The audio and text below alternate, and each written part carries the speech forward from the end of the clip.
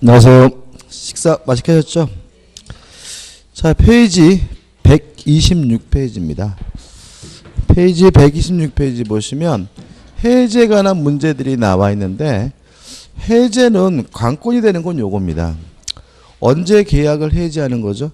채무 불이행이 있으면 계약을 해지할 수 있는데, 채무 불이행이 대표적으로 이행지체죠.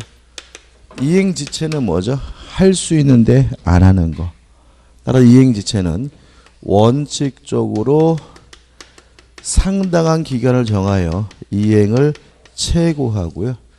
그런데도 불구하고 이행하지 않으면 비로소 계약을 해지할 수가 있어요. 근데 항상 그러느냐? 아닙니다. 예외적으로 최고 없이 바로 계약을 해지할 수 있는 경우가 있는데, 첫째, 정해진 기한 내에 해야지만 의미가 있는 정기 행위의 경우에는 최고 없이 바로 계약을 해지할 수 있고요. 두 번째, 상대방이 안 하겠다, 불이행의 의사를 표시했다면 그때는 굳이 최고할 필요 없이 계약을 해지할 수가 있습니다. 요 불이행의 의사를 표시한 경우 주의하실 것은 두 가지인데, 굳이 이행기가 도래할 필요는 없다. 또 동시 이행 항변권을 소멸시키기 위한 이행 또는 이행의 제공도 필요가 없다는 거 꼭 기억해 두셔야 됩니다. 다시 말하면 이달 말일까지 하기로 했는데 오늘 전화 와가지고 안 한다 짜샤라고 말하면 굳이 이달 말일까지 기다릴 필요가 없고요. 또 안 하겠다는 놈이 아무리 동시 이행 항변권이 있더라도 그 동시 이행 항변권을 소멸시키기 위해서 뭐 할 필요 없는 거죠? 이행 또는 이행의 제공도 필요가 없다는 거죠. 그 다음에 두 번째, 이행불능이죠. 이행불능은 할 수 없어서 못하는 겁니다. 할 수 없어서 못하는 거니까 굳이 최고할 필요 없이 계약을 해지할 수가 있는데, 이행불능도 마찬가지라는 점입니다. 이달 말일까지 했는데 오늘 못하게 됐어요. 굳이 이달 말일까지 뭐 할 필요 없어요? 기다릴 필요가 없고, 못하게 된 사람을 위해서 굳이 이행 제공 또는 이행의 제공도 뭐죠? 필요가 없다는 거 주의하셔야 되겠죠. 그럼 문제 보죠. 22번. 계약 해제에 관한 설명으로 틀린 것은 3번을 보시면 매도인이 이행 불능을 이유로 매수인이 계약을 해지하려면 매매 대금의 변제 제공을 하여야 한다. X죠. 이행 불능이라면 최고할 필요도 없고요. 동시이행 항변권을 소멸시키기 위한 이행 또는 이행의 제공도 필요가 없으니까 답은 뭐죠? 3번이 됩니다. 그다음 우측에 23번도 마찬가지예요. 틀린 것을 찾는데 4번을 보시면 성질상 일정한 기간 내에 이행하지 않으면 그 목적을 달성할 수 없는 계약. 이걸 우리가 뭐라 그러죠? 정기행위라고 하죠. 정기행위는 최고 없이 바로 계약을 해지할 수 있어요. 조심할 것은 뭘 안 하는 거죠? 최고를 안 하는 것이지 뭐는 해야 돼요? 해제는 해야 되는 거예요. 이해되시죠? 따라서 계속 보시면 당사자 일방이 그 시기에 이행하지 않으면 해제 의사 표시가 없더라도 해제 효과가 발생한다는 지문은 뭐죠? X가 됩니다. 최고할 필요는 없지만 뭐는 해야 돼요? 해제는 해야 되겠죠. 넘기셔서 24번입니다. 같은 취지죠. 일단 틀린 것을 찾는데 1번, 2번, 3번 반복적이고요. 4번인데 우리가 지역권 하면서 이런 거 있죠. 부정적인 것은 전원이, 긍정적인 것은 한 사람이죠. 근데 계약을 해지하는 것은 계약의 효과를 소급적으로 소멸시키는 거니까 부정적인 거예요. 따라서 어떻게 해요? 전원이 해야 되거든요. 4번. 당사자 쌍방이 수인인 경우 계약의 해제는 그 일인에 대하여 하더라도 효력이 있다는 질문은 X입니다. 다시 말하면 부정적인 것은 전원이고 따라서 전원에 대하여 하여야 합니다. 그 다음에 25번입니다. 자, 우리가 제3자 문제인데 제3자란 통정어휘 표시해서 했던 것처럼 당사자 및 포괄승계인을 제외한 사람 중에서 새롭게 이해관계를 가진 사람이 뭐죠? 제3자예요. 근데 조심할 게 있어요. 갑이 을과 만나가지고 매매 계약을 했어요. 그래서 을이 갑에게 이전 등기해달라고 요구할 수 있는 채권을 갖게 됐는데 채권을 병에게 양도를 했어요. 그러면 요 채권의 양도는 당사자적 지위를 승계시킵니다. 다시 말하면 원래는 누가 채권자였어요? 을이 채권자였는데 채권을 양도하게 되면 뭐죠? 병이 채권자가 되니까 요 사람은 뭐인 거예요? 당사자인 거죠. 다시 말하면 계약을 통해서 취득한 채권을 양도하게 되면 채권 자체가 넘어가니까 그 사람은 제3자가 아니라 뭐예요? 당사자인 겁니다. 그러면 제3자에 해당하는 자를 찾는데 1번을 보시면 계약 해제 전 계약상의 채권을 뭐 했어요? 양수했어요. 그럼 이 사람은 제3자가 아니라 뭐죠? 당사자입니다. 제3자 아니고. 2번 계약 해제 전 해제 대상인 계약상의 채권 자체를 압류했어요. 그럼 채권 자체를 압류했다는 말은 채권을 넘겨받았다는 말과 똑같습니다. 그러니까 이 사람도 제3자가 아니라 뭐죠? 당사자인 거죠. 근데 이런 건 어떨까요? 갑이 을에게 팔고 갑이 을에게 이전 등기를 해줬더니 을이 또다시 병에게 팔아먹고 병한테 이전 등기를 해줬다면 이 사람은 뭐가 되죠? 제3자죠. 다시 말하면 목적물을 넘겨받은 사람은 뭐가 되는 거예요? 제3자인 거죠. 그럼 구별해 보자고요. 채권 자체를 넘겨받은 사람은 제3자가 아니라 뭐죠? 당사자고 목적물 자체를 넘겨받은 사람은 뭐가 되는 거죠? 제3자가 되는 거죠. 그러면 보자고요. 3번 해제 대상 매매 계약에 의하여 채무 명의로 이전된 뭐죠? 부동산을요. 부동산을 가압류 집행한 가압류 채권자는 뭐가 됩니까? 제3자가 되는 거죠. 뭘 넘겨받은 거예요? 부동산을 넘겨받은 거니까요. 그래서 답은 뭐죠? 3번이 되고 이것만 좀 주의하시기 바랍니다. 그 다음에 넘기셔가지고 26번입니다. 갑소유 X토지와 을소유 Y주택에 대한 교환 계약에 따라 각각 소유권 이전 등기를 마친 후 그 계약이 해제되었다. 계약 해제의 소급표로부터 보호되는 제3자에 해당하지 않는 자를 찾으래요. 그럼 기억 보시면 계약 해제 전 을로부터 X토지를 매수하여 소유권 이전 등기를 한 사람은 물론 뭐가 돼요? 제3자가 되고요. 니은번 이러한 소유권에 대한 보존 청구권을 보존하기 위해서 가등기를 한 사람도 뭐죠? 제3자가 되고 디귿번 매수인 이전 등기를 갖춘 매수인으로부터 임대차 계약을 했고 대항력을 갖춘 임차인도 뭐가 돼요? 제3자가 되는데 리을번은 아닌 거죠. 자, 한번 생각해 보세요. 자전거 매매 계약을 했는데요. 자전거를 산 사람은 제3자겠죠. 옆에 있는 오토바이를 산 사람은 제3자가 아닌 거죠. 그죠? 다시 한번요. 뭘 할까요? 강아지를 샀는데 그 강아지를 대산 사람은 뭐예요? 제3자가 되겠지만 옆에 있는 고양이를 산 사람은 뭐가 아니에요? 제3자가 아닌 거죠. 너무나 당연한 내용입니다. 그죠? 그럼 보시면 지금 교환의 대상은 토지죠. 근데 뭘 샀어요? 건물을 샀어요. 이 사람은 뭐예요? 제3자가 아닌 거죠. 토지가 매매됐는데 토지를 산 사람은 뭐가 돼요? 제3자가 되겠지만 별개의 물고인 건물을 산 사람은 뭐가 아닙니까? 제3자가 아닙니다. 자전거를 팔았는데 자전거를 산 사람은 뭐예요? 제3자지만 옆에 있는 오토바이를 산 사람은 뭐예요? 제3자가 아닌 겁니다. 개를 팔았는데 개를 산 사람은 뭐예요?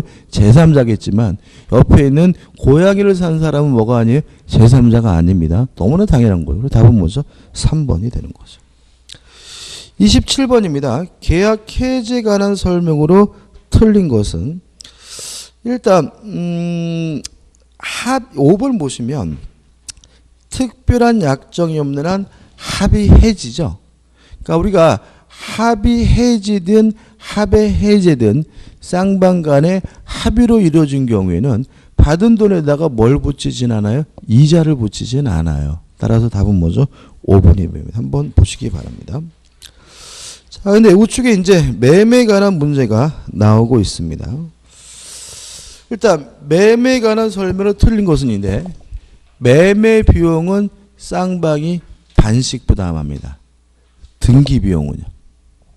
매수인이 부담하는 거죠. 아파트 샀으면 등기 비용 누가 내야 돼요? 아파트 산 사람이. 다시 말하면 매매 비용은 쌍방이 부담하지 반씩 부담하지만 등기 비용은 누가 부담합니까? 매수인이 부담할 문제고. 이건 상식인 겁니다. 그죠? 따라서 1번. 측량 비용, 등기 비용, 담보권 말소 비용 등 매매 기한한 비용은 특별한 사정이 없으면 당사자 쌍방이 군분하여 부담한다. X입니다. 등기 비용은 매수인이 부담하고요. 담보 말소 비용은 누가 부담해요? 매도인이 부담해야죠. 이해되시나요? 아파트를 팔았는데 저당권이 설정됐는데 그 저당권을 말소해 주기로 했어요. 물론 그 저당권 말소 비용은 누가요? 매도인이 부담할 문제죠. 답은 뭐죠? 1번이죠. 나머지 것들 한번 보시기 바라고 넘겨보시면 2번입니다. 자, 틀린 것을 찾는데요. 3번. 일단 우리가 좀 이따가 이제 또 담보 책임에 관한 내용을 할 건데 담보 책임에 관한 민법 규정은 임의 규정이에요. 따라서 특약으로 뭐 할 수 있어요? 배제할 수 있고 특약으로 뭐죠? 내용을 달리 정할 수가 있습니다. 이게 원칙이에요.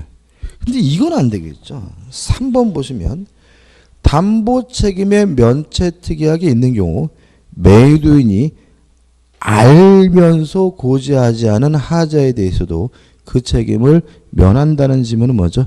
X입니다.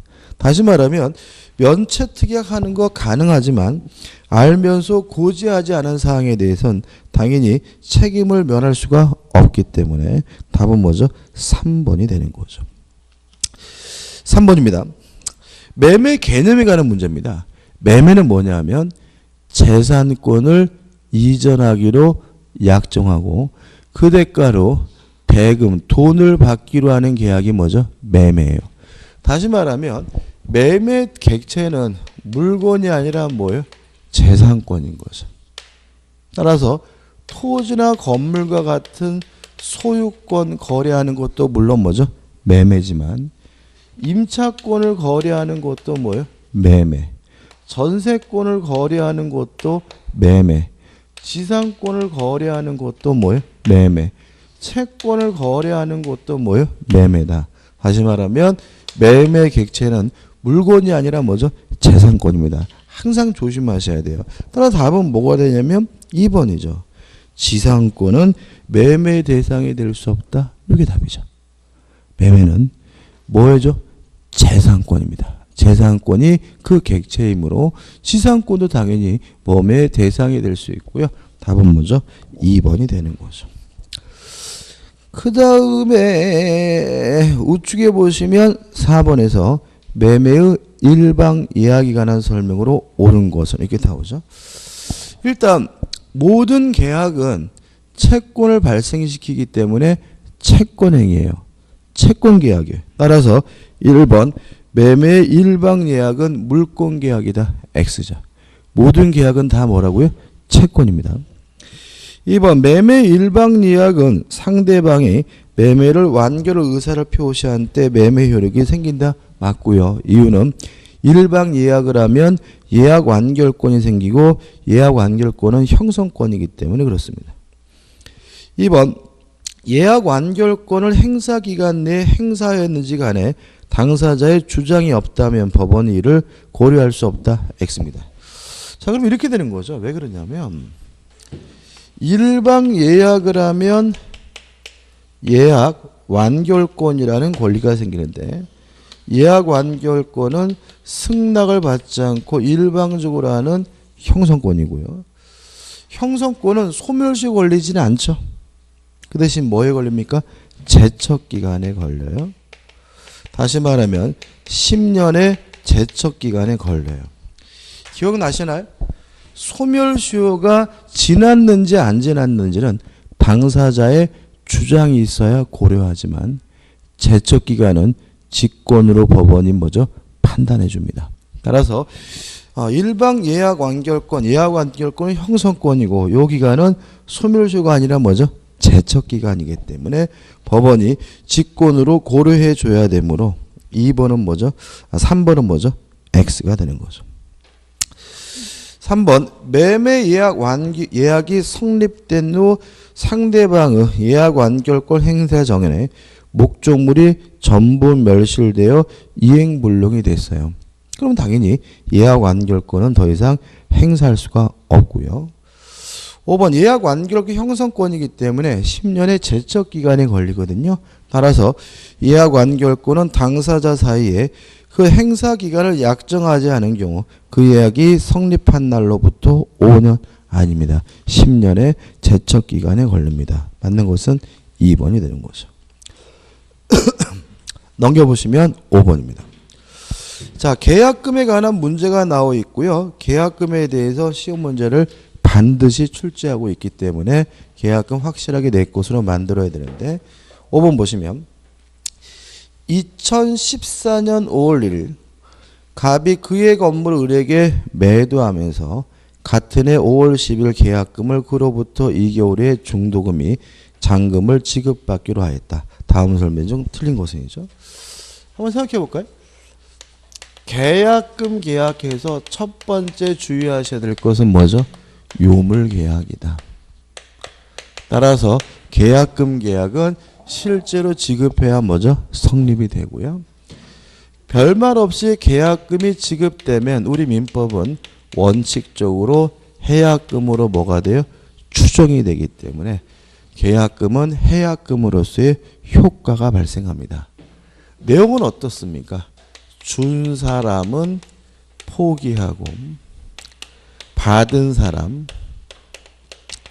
매도인죠. 2배 배액을 상환함으로써 해약금을 이유로 해제하는 것이 가능한데 주의하실 것은 이행 착수 전까지만 해약금을 이유로 해제할 수 있고 이행 착수 시기에 대해서 우리 판례는 뭐로 보죠? 중도금 지급시로 보는 거죠. 따라서 중도금이 지급이 되면 더 이상 해약금을 이유로 계약을 뭐 할 수 없어요? 해지할 수 없고요. 해제가 되면 계약이 소급적으로 무효가 된다, 실효가 된다는 점은 일반적 계좌와 마찬가지지만 이행하기 전이므로 원상회복 문제가 발생하지 않고요. 또 해약금에 의한 해제는 채무불이행이 아니므로 별도로 손해배상을 뭐 할 수 없냐면 청구할 수 없다는 거 꼭 기억해 두시고 간단하니까 좀 주의하시기 바라고요. 좀 몇 가지 좀 추가하긴 해야 돼요. 그러면 5번에 틀린 것은 뭐인지를 알 수 있죠. 1번 갑을 사이의 계약금 계약은 낙성계약이다. X 무슨 계약이죠? 요물계약이죠.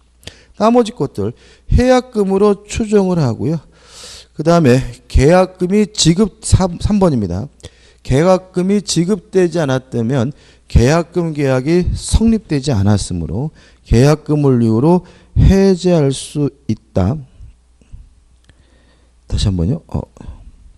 을이 계약금을 지급하지 않으면 계약금 약정을 해제할 수 있다. 맞는 질문이고 그 다음에 4번 받은 사람은 배액을 상환하고 계약을 해지할 수 있는데 이미 중도금이 지급됐다면 더 이상 계약금을 이유로 계약을 뭐 할 수 없어요? 해지할 수 없고 그 다음에 5번입니다. 중도금과 잔금을 지급하였으나 갑이 소유권 이전 등기해주지 않아요. 그럼 이거는 채무불이행이죠. 채무불이행이니까 을은 매매계약을 해지할 수 있다. 맞는 지문이고 채무불이행이니까 이거는 굳이 계약금을 이유로 계약을 뭐 할 필요는 없는 거죠. 해지할 필요는 없는 거죠. 6번입니다. 틀린 것을 찾는데요. 4번이 답이죠. 기억나시나요? 유동종 무효 상태에서도 토지 거래 허가 구역 내에서도 계약금 계약은 뭐죠? 유효하다. 따라서 준 사람은 포기하고 받은 사람은 계약금의 배액을 상환하고 계약을 해지할 수가 있기 때문에 답은 뭐죠? 4번이 됩니다. 7번입니다. 갑은 그의 X가옥을 을에게 1억 원에 매도하면서 계약 체결일에 계약금 1,000만 원을 받았고 잔금 9천만 원은 그로부터 1개월이 지급받기로 했다. 그리고 갑의 기책 사유로 위 매매 계약이 해제되면 갑이 을에게 1천만 원의 위약금을 지급해야 한다는 약정도 함께 하였다. 다음 중 틀린 것을 찾는데 답은 뭐죠? 3번입니다. 자, 왜냐하면 매수인 입장에서 이행을 시작하는 것은 중도금을 지급하면 되는 거죠. 그죠? 그러면 매도인은 언제 이행을 시작한 거냐? 3번. 을이 잔금을 준비하여 등기 절차를 밟기 위해 갑에게 이게 매수인이구나. 등기소에 동행할 것을 촉구했어요. 그럼 이 사람은 잔금도 이미 준비가 됐고요. 등기소에 가자고 뭐죠? 이미 촉구하고 있다면 이 사람은 뭐가 있는 거죠? 이행에 착수가 있는 것을 봐야 되고요. 따라서 3번이 뭐죠? X가 됩니다. 이게 특징이 뭐냐면 일반적으로 우리가 계약금 주고 중도금 주고 잔금을 주잖아요. 근데 이 계획은 뭐가 없어요? 중도금이 없어요. 뭐만 있죠? 잔금만 있단 말이죠. 그러면 잔금만 있는 상태라면 언제 이행에 착수가 된 거냐? 지문에 나와 있는 것처럼 잔금 다 준비해 가지고 등기하러 가자라고 요구하는 게 결국 뭐예요? 이행 착수이기 때문에 답은 뭐죠? 3번이 되는 거죠. 넘기셔서 8번입니다. 틀린 것을 찾는데요. 4번을 보시면 을은 해약금에 기한 해제권 행사로 인하여 발생한 손해에 대하여 갑은 그 배상을 청구할 수 있다는 질문은 X죠. 해약금에 의한 해제는 채무불이행이 아니므로 별도로 무엇을 청구할 수 없습니까? 손해배상을 청구할 수가 없습니다. 9번 문제입니다. 틀린 것을 찾는데 5번을 보시면 이런 건 어떨까요? 이런 거. 이거 중요한데. 갑이 을과 만나가지고요. 5개 매매 계약을 하면서 계약금을 5천만 원을 주기로 약정을 했어요. 얼마요? 5천만 원. 실제로는. 근데 을이 갑에게 실제로 얼마를 줬냐면 3천만 원만 지급한 상태예요. 무슨 말 아시겠죠? 계약금은 원래 얼마 주기로 했어요? 5천만 원. 근데 실제로 얼마밖에 안 줬어요? 3천만 원. 그럼 을이 계약금을 포기하고 계약을 해지하려면 이미 준 3천만 원만 포기하면 될까요? 아니면 2천만 원 추가로 주고 포기할 수 있나요? 우리 판례는 이때는 3천만 원만 포기하면 안 되고요. 2천만 원을 뭐죠? 추가로 주고 뭐죠? 계약을 해지할 수 있다는 게 우리 판례 입장입니다. 무슨 말 아시겠어요? 그죠? 다시 한번요. 계약금 원래 얼마로 주기로 했어요? 5천만 원. 근데 실제로 얼마밖에 안 줬어요? 3천만 원. 포기하려고 해요. 3천만 원만 포기하겠다. 이거 안 된다는 거예요. 실제로 약속한 얼마를 더 줘야 돼요? 2천만 원을 더 줘야 계약금을 이유로 계약을 뭐 할 수 있어요? 해지할 수 있는 거예요. 이해되시죠? 이것도 실무적으로 굉장히 중요해요. 왜냐하면 이거 꼭 받아내야죠. 그죠? 그 다음에 또 문제는 만약에 이 사람이 해약금을 이유로 계약을 해지하려면 계약금의 배액을 상환해야 되겠죠. 그죠? 그러면 3천만 원 받았으니까 6천만 원을 주고 계약을 해지해야 되나요? 아니면 8천만 원을 주고 계약을 해지해야 되나요? 아니면 1억을 주고 계약을 해지해야 되나요?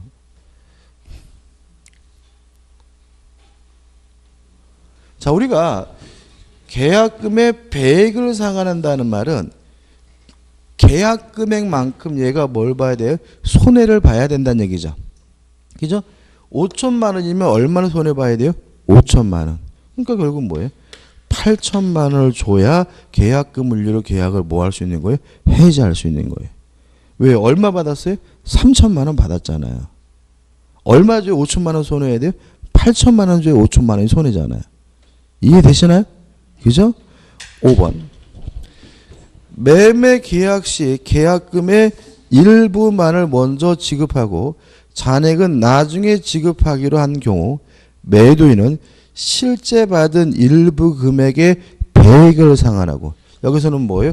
6천만 원만 상환하고 계약을 해지할 수 있다는 지문은 뭐죠? X가 됩니다. 그죠? 이때는 얼마를 줘야 돼요?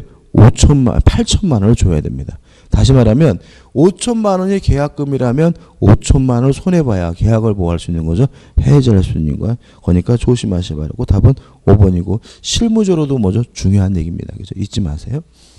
그 다음에 또 실무적으로 하나만 더 해보면, 그래서 시험에 나올 수 있는데, 지금 앞 땅값이 폭등을 했어요. 그러면 계약금을 이후로 계약을 그쪽에서 해지할 것 같아요. 해지하기 못하려고 막으려면 중도금을 주면 되죠. 그죠? 근데 문제는 뭐냐면 중도금을 주기로 한 날이 아직도 보름이나 남았어요. 오늘 주면 되나요? 아니면 보름 후에 줘야 되나요? 이제 무슨 말인지 아시겠어요?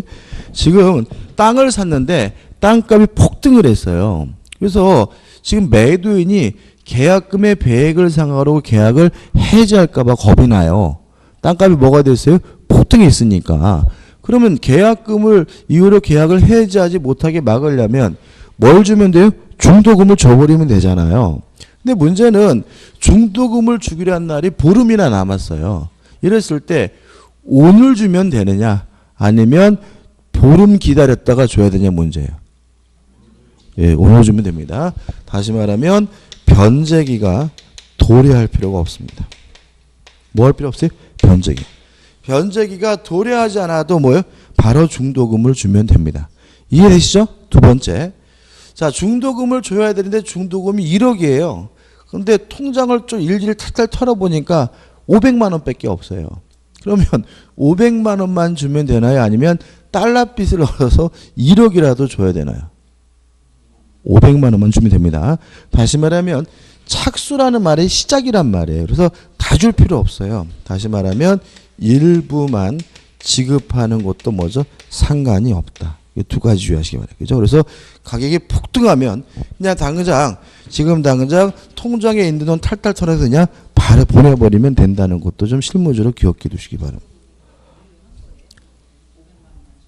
유효한 거죠. 그죠? 그죠? 그 다음에 10번입니다. 10번 해가지고 틀린 것을 찾는데 담보 책임에서 중요한 것은 뭐냐 하면 가장 중요한 것은 악의 매수인이 할 수 있는 겁니다. 담보 책임에서 중요한 게 악의 매수인은 뭘 할 수 있냐면 전부 타인의 권리인 경우 악의 매수인도 계약을 해지하는 것은 가능합니다.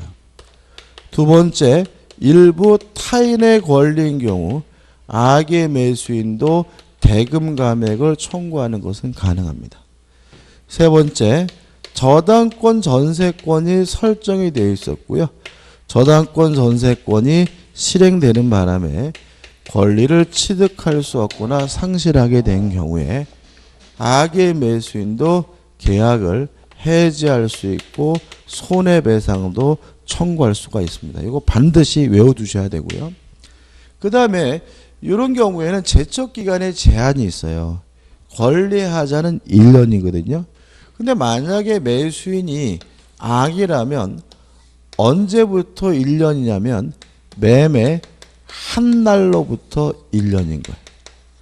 근데 매수인이 만약에 선이면 몰랐으니까 언제부터 1년이냐면 매매 안 날로부터 1년이에요.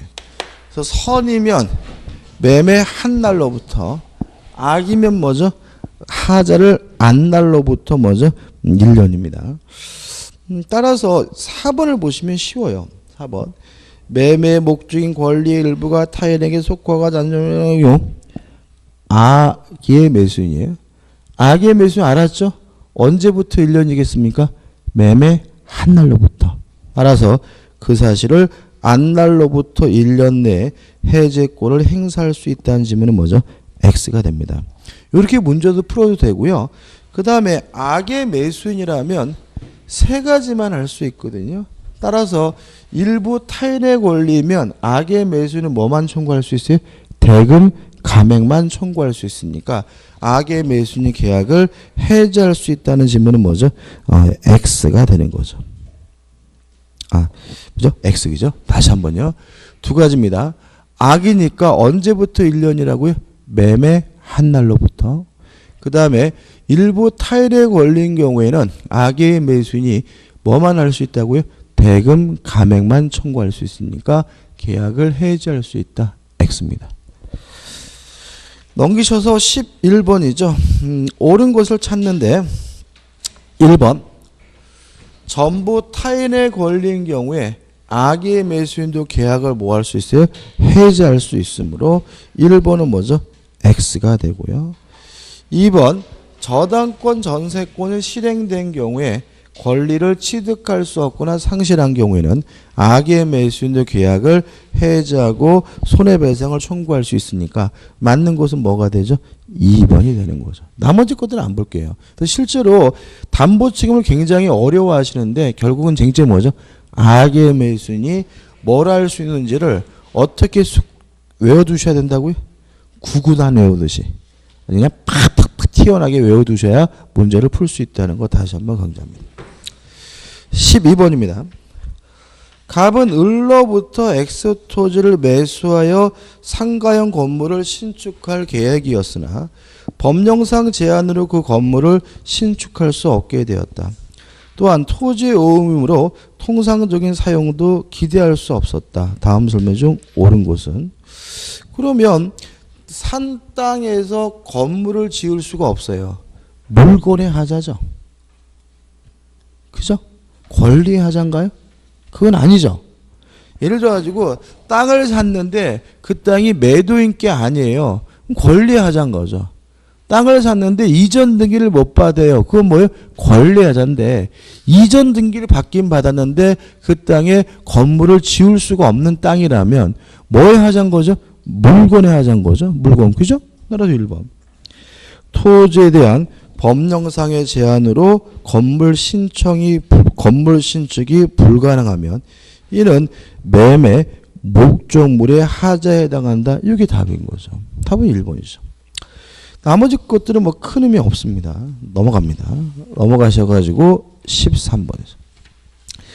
부동산 매매 계약이 수량지정 매매인데 그 부동산의 실제 면적이 계약 면적에 미치지 못한 경우라는 설명이 틀린 것은요. 그러면 수량 부족이거든요. 그럼 보시면 물론 악의 매수인에게 인정되는 것은 아무것도 없습니다. 물론 선이면 다 할 수 있어요. 그죠? 선이면. 따라서 우리 담보 책임에서 선의 매수인이 뭔가를 못한다 그러면 무조건 다 뭐예요? X예요. 답은 뭐예요? 1번이 되는 거죠. 선의 매수인은 대금 감액을 청구할 수 없다. 이게 답입니다. 14번입니다. 틀린 것을 찾는데요. 5번을 보시면 매도인의 담보 책임은 무과실 책임이므로 하자의 발생 및 그 확대 가공한 매수인의 잘못을 참작하여 손해배상의 범위를 정할 수 없다. X예요. 이건 조금 문제가 조금 그런데 이런 겁니다.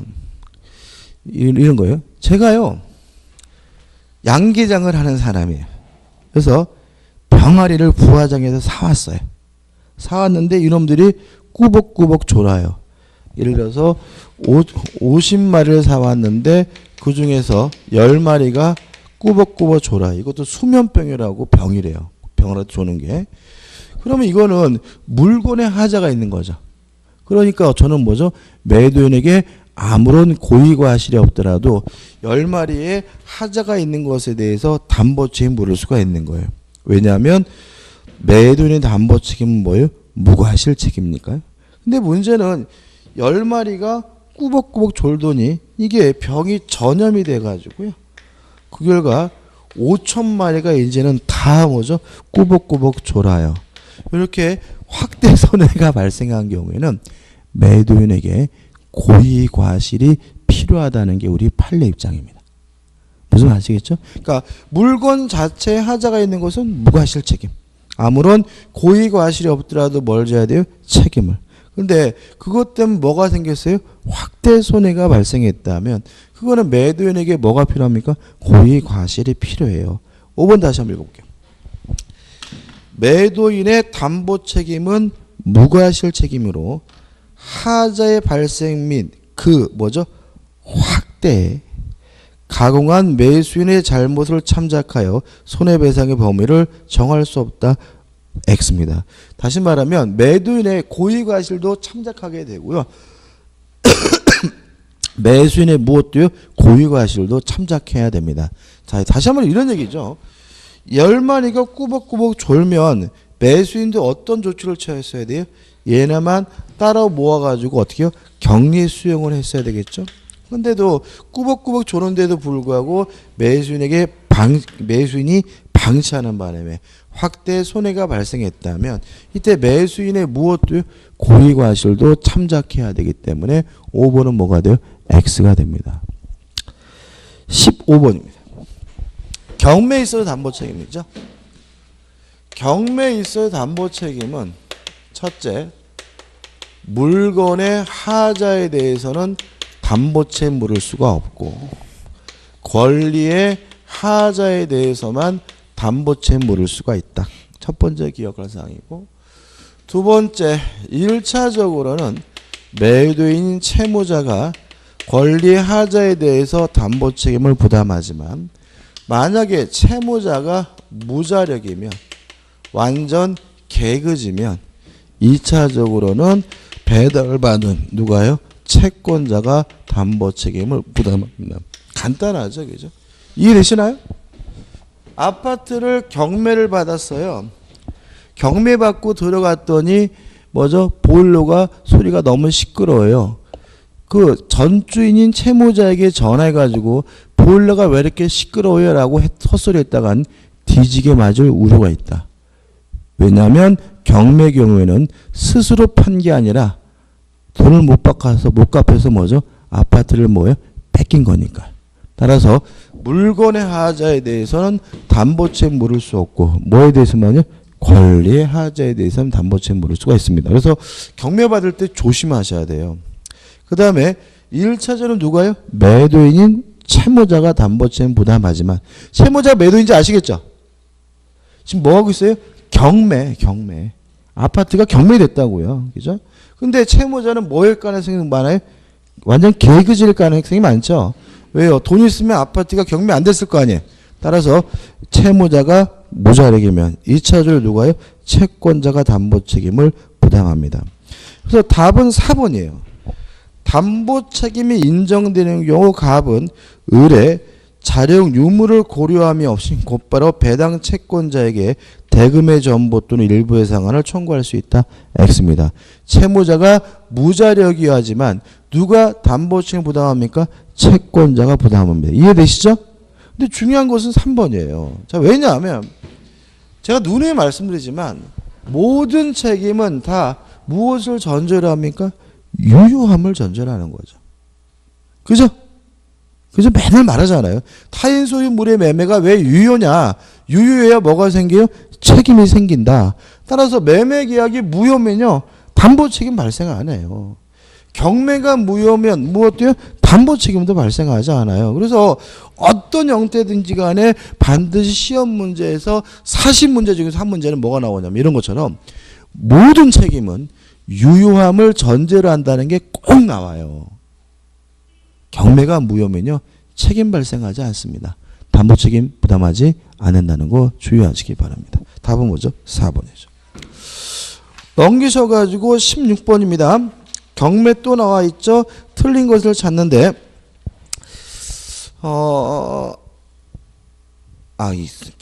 경매가 아니라 교환이구나. 16번 주면 경매를 통해 X 건물을 매수한 갑은 매매 대금을 완납하지 않고 X 건물을 을 소유 Y 임야와 교환하기로 을가 약정하였다. 다음 중 틀린 것은인데 3번을 보시면 X 건물과 Y 임야 가격이 달라 을이 일정한 금액을 보충하여 지급할 것을 약정한 때에는 매매 계약이 성립한다. X에 보충금을 지급하기로 했더라도 여전히 뭐죠? 교환입니다. 호박에다가 줄근다고 수박으로 바뀌는 거 아닙니다. 여전히 뭐죠? 호박인 거죠. 그죠? 다시 말하면 보충금을 주기로 했더라도 뭐죠? 교환인 거죠. 17번입니다. 환매고요. 환매에 대해서는 거의 안 냅니다. 그러니까 최근 이게 지금 6년간 문제거든요. 6년 동안 딱 한 번 나와서 실제로는 10년까지 확대하더라도 10년 동안 딱 한 번 나왔습니다. 일단 틀린 것을 찾는데 1번입니다. 한번 읽어볼까요? 부동산에 대한 매매 등기와 동시에 환매권을 보류를 등기하지 않더라도 제3자에게 대항할 수 있다. X겠죠. 환매란 말이 뭔지 모르더라도 이런 거 가지고 제3자에 대항하려면 뭐가 필요해? 등기가 필요한 거죠. 등기 없으면 당연히 대항할 수 없고요. 답은 1번입니다. 2번 환매 특약은 매매 계약과 동시에 해야 되고요. 3번 환매 기간은 제한이 있습니다. 부동산의 경우에는 5년을 초과하지 못해요. 따라서 7년으로 약정했더라도 5년이 되고요. 4번 자, 4번 법정지상권입니다. 다시 한번요. 저기 보세요. 건물이 있어야 돼요. 법정지상권이 발생하려면 건물이 있고 건물과 토지 소재가 같았다가 달라집니다. 그래 뭐가 생겨요? 법정지상권. 4번 환매 등기가 격려된 나대지. 건물 없죠? 그잖아요. 건물 없잖아요. 그러니까 뭐가요? 법정지상권이 발생하지 않는다가 되겠죠. 복잡하게 생각하지 마시고. 그 다음에 5번은 의미가 없죠. 그 다음에 18번 해가지고 교환이 나오는데 특별한 건 아니고요. 틀린 것을 찾는데 2번을 보시면 갑과 을은 특별한 사정이 없는 한 서로 하자담보 책임을 지지 않는다. X죠. 왜요? 교환도 매매에 관한 민법 규정이 준용이 되고요. 교환에 대해서도 매매 마찬가지로 하자담보 책임이 발생하게 됩니다. 그 다음에 19번은 뭐 특별한 거 없습니다. 채무 불이행이 있으면 계약을 당연히 해지할 수가 있습니다. 넘기셔가지고 20번 일반적인 문제고요. 답은 뭐죠? 2번인데 따로 설명드리진 않겠습니다. 왜냐하면 계약법 총론과 관련이 있어서 그렇습니다. 그 다음에 임대차에 관한 문제죠. 1번 임대인과 임차인 모두에게 인정될 수 있는 권리는 1번 임차권은 임차인에게만 인정됩니다. 3번 보증금 반환 채권도 누구한테요? 임차인에게만. 4번 비용 상환 청구권도 누구한테요? 임차인에게만. 5번 부속물 매수 청구권도 누구에게요?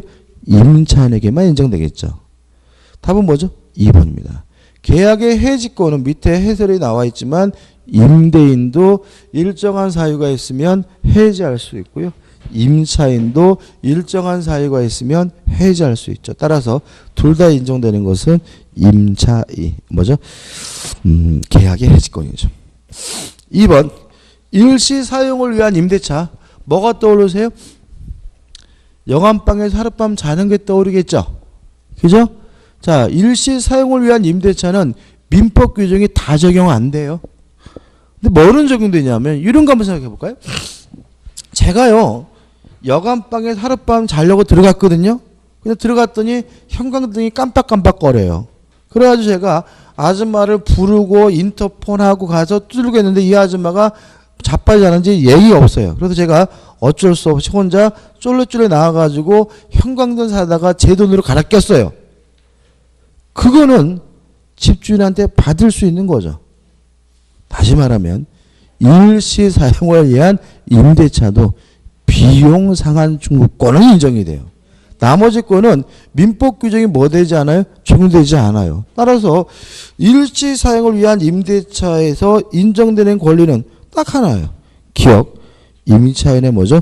비용 상한 청구권. 요것만 인정되고요. 나머지 것들은 여관방에서 하룻밤 잔다 그래서 인정되는 권리들이 아닙니다.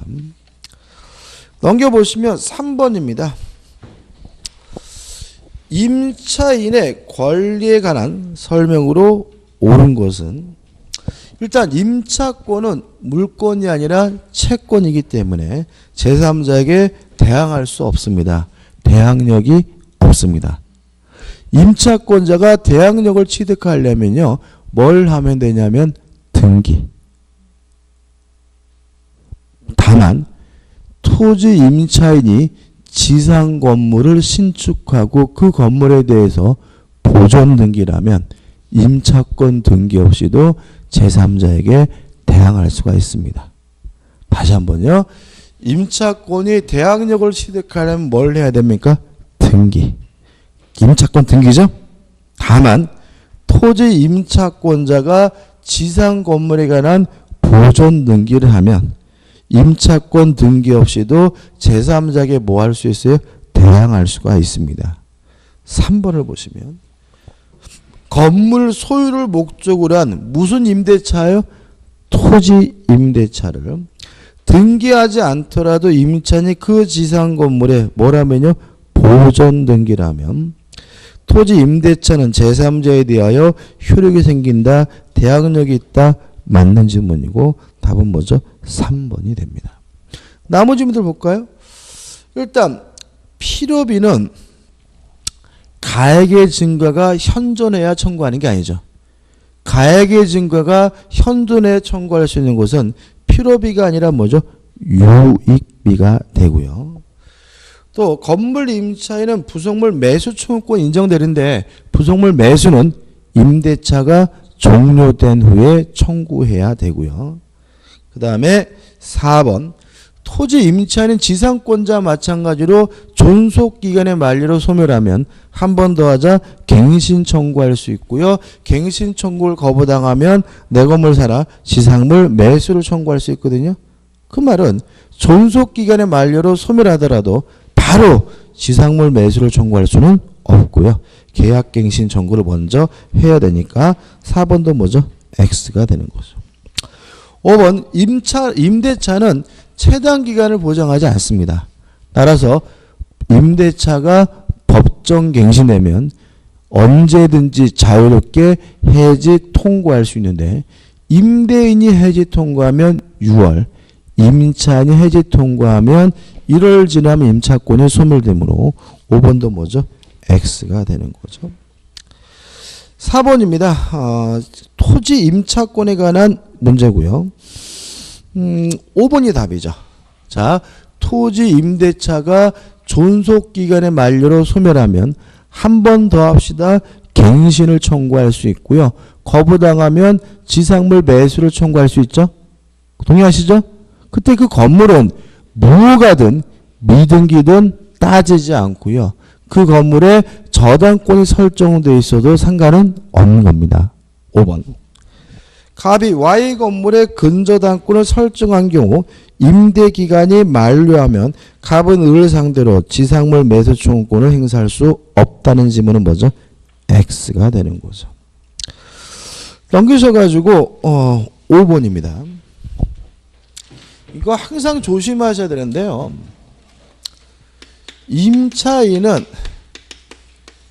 필요비를 언제 청구하냐면요. 필요비를 언제 청구하죠? 지출 시. 바로바로 지출하자마자 청구하고요. 또 유익비는 언제 청구하냐면 임대차 종료 시 청구하죠. 그 다음에 항상 조심할 것은 점유자죠. 점유자는 필요비나 유익비를 언제 청구하냐면요. 목적물 반환 시 청구합니다. 요 세 가지를 꼭 기억해 두셔야 되고 헷갈려 하시면 안 되거든요. 따라서 옳은 것을 찾는데 1번 유익비 상환 충고권은 임대차 종료 시에 행사할 수 있다. 이게 뭐죠? 맞는 지문이고 이게 답이 되는 거죠. 나머지 것들을 한번 보시기 바랍니다. 6번입니다. 갑은 건물 소유를 목적으로 을소유 X톨 임차의 Y 건물을 신축하고 보존 등기를 마쳤다. 다음 중 틀린 것을 찾는데 3번 갑의 건물 매수 청구가 적법한 경우 을의 대금 지급이 있기 전까지는 건물 부지 임료 상대가격을 반환할 필요가 없다. X죠. 다시 말하면 지상물 매수 청구권 인정되더라도 내 건물을 사라고 요구할 수 있다 하더라도 그 토지를 사용하고 있다면 뭐는 해야 돼? 차임 지료는 뭐죠? 지급해야 되므로 답은 뭐죠? 3번이 되는 거죠. 넘깁니다. 넘기셔가지고 7번이죠. 토지 임차인의 지상물 매수 청구권에 관한 설명으로 옳은 것을 찾는데 2번 보시면 임차인이 지상물의 소유권을 타인에게 이전했어요. 그러면 매수 청구라는 거는 내 건데 사란 얘기죠. 그죠? 매수 청구는 뭐라고요? 내 건데 사요. 근데 건물을 팔아먹었다면 더 이상 직계 아니잖아요. 그죠? 직계 아니니까 임차인은 지상물 매수 청구권을 행사할 수 없다. 오, 맞는 질문이죠. 다시 말하면 지 건데 내 건데 사라고 요구하는 것이 뭐죠? 지상물 매수 청구권입니다. 나머지 것들은 반복적이에요. 그 다음 8번입니다. 임대인 갑은 임차인 을에게 임대차 기간 만료와 동시에 임대주택의 명도를 요구하고 있다. 다음 중 틀린 것은 1번 갑이 보증금 채무를 이행 제공하지 않는 한 을은 주택의 명도를 거절할 수 있다. 오, 맞습니다. 왜냐하면 쌍방의 의무는 뭐죠? 동시 이행 관계예요. 그죠? 다시 말하면 보증금 반환 안 하면 나도 못 나간다라고 뭐 할 수 있어요? 거부할 수 있고 쌍방의 관계는 뭐죠? 동시 이행 관계인데 주의하실 것은 뭐냐면 동시 이행 항변권이 붙어있는 채권을 자동 채권으로 해서는 상계할 수가 없습니다. 이게 참 그지 같은데 설명을 좀 드리면 을이 갑에게요 1억을 달라고 요구할 수 있는 채권이 있고요. 갑이 돈을 안 갚아요. 돈을. 근데 을이 가만 보니까 자신도 갑에게 1억을 줘야 될 뭐가 있냐면 채무가 있더란 말이죠. 그래서 을이 받을 돈과 줄 돈을 까버리는 걸 뭐라 그래요? 상계라고 하고요. 을을 우리가 뭐죠? 상계자라고 하고 상계자가 가지고 있는 채권을 자동채권이라고 하고요. 상대방이 가지고 있는 채권을 수동채권이라고 해요. 근데 만약에 이 자동채권에 동시이행 항변권이 붙어 있다는 말은 누가 행사하고 있다는 얘기냐면 갑이 동시이행 항변권을 행사하고 있다는 얘기거든요.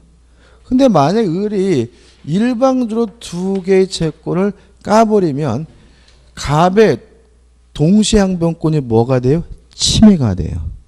따라서 동시항변권이 자동채권에 붙어 있으면 뭐 하지 못하냐면 상계하지 못합니다. 제가 열심히 설명드리고 있지만 이해하기를 바라지는 않습니다. 이해하기. 이건 좀 외우세요. 동시항변권이 뭐에 붙어 있어요? 자동채권에 붙어 있으면 뭐 하지 마세요? 상계하지 마세요. 할 수 없습니다. 따라서 5번이 답이에요. 5번.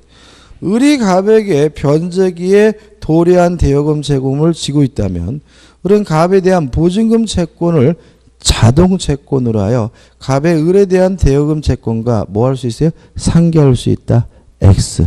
왜냐하면 자동채권에 뭐가 붙어 있어요? 동시이행 항변권이 붙어 있으면 뭐 하지 못합니까? 상계하지 못합니다. 이게 왜 이해가 잘 안 되냐면은 우리가 일단 상계가 시험 범위가 아니고 이게 막 줄 돈 받을 돈 막 까면 머리가 막 이게 복잡해지거든요. 그래서 그냥 이해하지 마시고 그냥 외우셔도 돼요. 그죠? 자, 넘기셔가지고 9번입니다. 임차인 을은 임대인 갑의 동의 없이 병과 전대차 계약을 맺고 임차 건물을 임도해 주었다. 다음 설명 중 옳은 거죠. 일단 3번을 보시면 갑은 임대차 계약이 존속하는 한도 내에서, 자, 이게 무슨 말이냐면 이런 겁니다. 갑이 을과 임대차 계약을 했고요. 을이 또다시 병에게 뭘 했어요? 전대를 했는데 임대인으로부터 뭘 안 받았어요? 동의를 안 받았죠. 근데 여기서 조심할 것은 요 갑과 을 간의 임대차 계약을 해지하지 않고 있는 상태라면 갑은 병에게 뭘 청구할 수 없냐면 손해배상을 청구할 수 없어요. 왜냐하면 손해라는 것은 손해가 있어야 청구하는 거잖아요. 요 임대차 계약이 유효한 상태라면 을이 갑에게 뭘 줘야 돼요? 차임을 줘야 되겠죠. 차임 받으면 손해가 없죠. 차임을 안 주면 누구야? 얘한테 손해배상을 청구할 문제지 누구한테요? 병에게 손해배상을 청구할 문제는 아닙니다. 따라서 무단으로 전대차 계약이 이루어졌더라도 원래 임대차 계약을 해지하지 않는 한 병에게 손해배상을 해달라고 뭐 할 수 없어요? 청구할 수가 없기 때문에 3번 갑은 임대차 계약이 존속하는 한도 내에서라는 말은 갑과 을 간의 임대차 계약을 해지 안 했다는 얘기입니다. 병에게 불법 점유를 이유로 한 차임 상당의 손해배상을 청구할 수 없다. 맞는 지문이고 답은 뭐죠? 3번이 되는 거죠. 10번입니다. 동의 없이 병에게 전대했어요. 틀린 것을 찾는데 5번이 답입니다. 자, 이건 뭐냐면 방 한 칸 자취생한테 전대를 했어요. 동의받을 필요 없는 거죠. 이해되시나요? 제가 아파트를 임대하고 살고 있는데 방 하나가 비길래 그냥 자취하는 학생한테 임대를 했어요. 전대를 했어요. 이렇게 소부분을 전대하고자 할 때는 임대인으로부터 뭐 받을 필요 없죠? 동의나 승낙을 받을 필요는 없습니다. 5번. 을이 건물의 소부분을 병에게 사용하게 한 경우에 갑은 이를 이유로 임대차 계약을 해지할 수 있다. X. 방 한 칸 자취생에게 빌려줄 때는 굳이 임대인으로부터 뭐 받을 필요는 없죠? 동의를 받을 필요는 없습니다. 11번입니다. 동의를 얻어 전대차 계약을 체결했는데요. 옳은 것을 찾는데 기억은 옳습니다. 동의받았기 때문에. 니은번 전대차 종료 시의 병은 건물 사용의 편익을 위해 을의 동의를 얻어 부속한 물건의 매수를 갑에게 청구할 수 있다. X입니다. 부속물 매수 청구권을 전차인이 임대인에게 청구하려면 임대인으로부터 동의를 받았어야 합니다. 이해되시나요? 자, 전차인이 임대인에게 뭘 청구하려고 해요? 부속물 매수를 청구하려고 해요. 그럼 누구한테 동의를 받았어야 돼요? 임대인한테. 누구한테? 갑한테. 갑한테 동의를 받았어야 갑한테 뭐죠? 사라고 청구할 수 있겠죠. 따라서 을의 동의를 얻어 부속한 물건에 대해서는 갑에게는 뭐 할 수 없어요? 매수를 청구할 수는 없으므로 니은번은 뭐죠? X가 되는 거죠. 디귿번. 임대차와 전대차의 기간이 모두 만료된 경우 병은 건물을 갑에게 직접 명대했어요. 어차피 을의 임차권 소멸됐고 병의 전차권 소멸됐으면 누구한테 건물이 돌아가면 돼요? 갑한테 돌아가면 되겠죠? 따라서 병이 갑에게 돌려줬으면 뭐죠? 땡이기 때문에 갑에게 직접 명도에도 을에 대한 건물 명도 의무는 면하지 않는다는 지문은 뭐죠? X가 되는 거죠. 따라서 니은 디귿이 X이기 때문에 답은 뭐죠? 2번이 됩니다. 12번 반복적인 문제입니다. 한번 보시기 바라고 넘기셔서 13번입니다. 임대차 계약의 당사자가 아래 권리에 관하여 임차인에게 불리한 약정을 하더라도 그 효력이 인정되는 것은 임대차 계약은요 다 강행 규정입니다. 비용 상한 청구권만 빼고요. 다시 말하면 필요비나 유익비에 관한 비용 상한 청구권은 임의 규정이기 때문에 특약으로 배제할 수 있고요. 따라 답은 이 필요비 및 유익비 상한 청구권이 답이 됩니다. 좀 쉬었다가요 민사특별법을 들어가도록 하겠습니다.